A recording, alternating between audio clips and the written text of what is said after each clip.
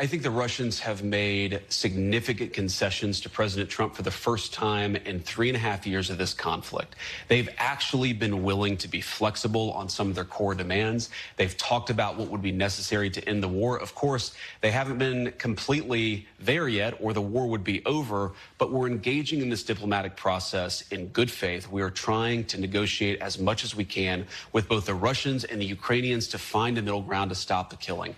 I think what the president has tried to do here is try to engage in very aggressive, very energetic diplomacy, because this war is not in anyone's interest. It's not in Europe or the United States' interest. We don't think it's in Russia or Ukraine's interest to keep going. So we're going to keep on pushing for a diplomatic solution. And one final point about this, Kristen, if you look historically, whenever you have a complicated war with a lot of death and destruction, it kind of goes in fits and starts. There are hills and valleys to the negotiation.